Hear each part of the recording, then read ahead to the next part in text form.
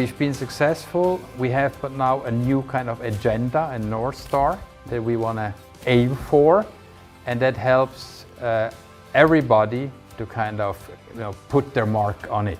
The vision that has been set, that we want to be a 5 billion company in 8 years from now. That means that you cannot continue doing what you do in order to get there. For us as a leadership team, for all our teams involved, it was really like, what can we really do in order to get there, and at the same time being still strong in our core business.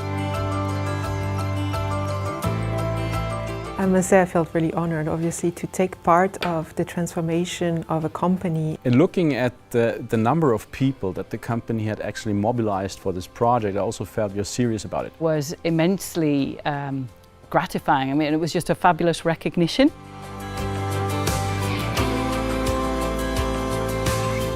The initial diagnostic help you to design the SWOT, which is really looking at what you do well, what you don't do well, and especially what is important for the future. And we really define, thanks to that diagnostic, the key success factors for the next 5 to 8 years.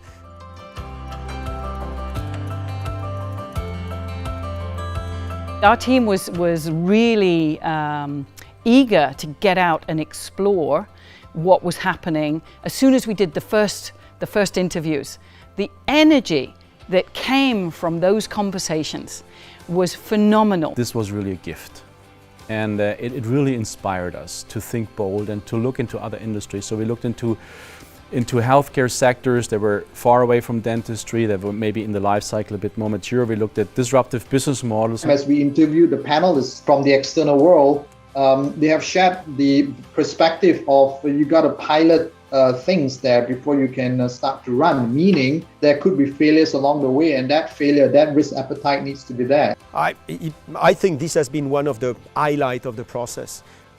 They became curious, excited, seeing so many different things from different industries, and being able to share what has been their wow moment with the executive leadership team.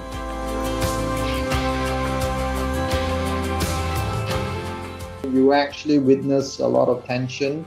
I think as co-sponsors, we learn a great deal in trying to help to navigate or guide our colleagues in making sure that we need to see the end state of what is the best bet that we can do out of that. When they worked as a team, they disconnected from the day-to-day. So I was surprised and shocked. Shocked in the first moment because they were flying high.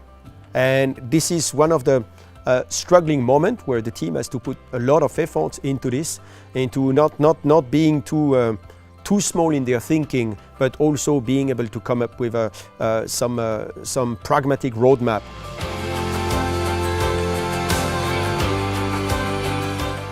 We created this as a team. We came from different angles. We came also with different inputs from our different work streams we were working in, but we put it together and we aligned on it. I think first that has been where the IMD support is important, to make sure that we have a structured approach to this, and we can put as much objectivity as possible. Then it's really trying to bring this collective picture about what the organization should be in 5 or 8 years from now.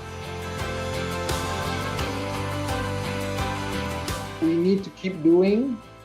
What my advice is, keep learning externally and hear the industries, cross industries, on some of the best practices and failures as well. So I keep that with me, as well as this notion of when it's uncomfortable, maybe we're onto something, so stick with it.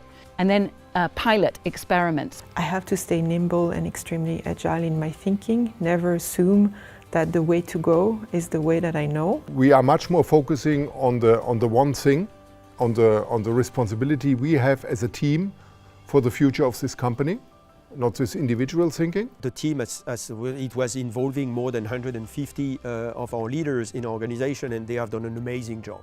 They really went the extra miles. You remember that was during COVID.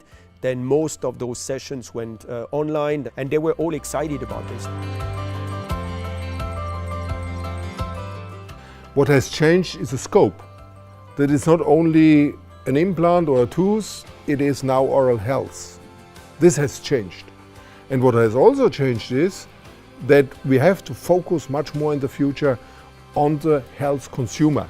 One of the things that we realize is that obviously because external factors and consumer and customers are changing in terms of behavior and pattern, we have to be really alert in order to answer their needs. This is one of the things that really came out clearly of us. How can we be even more customer obsessed in everything we do? So I think this is quite exciting. So I'm excited that we've got a strategy that's clear and that is future focused, growth focused and is aligned. In the roadmap that the EMB team and Guillaume have shown, you could really see that the different ideas from the different work streams have been incorporated. And I can also see the change in how we talk about our business and how we discuss business opportunities in completely different areas or seemingly different areas. It kind of helped everybody and really understand what the next chapter of this Straumann journey will look like. We are moving towards this dental beauty kind of play, much more than just simply providing, screws. And that's a very different thing, that also necessitates us to think, to put the patient at the center of all the things we do. And I can say for me, I feel happy, I feel motivated, and I think this is the way forward.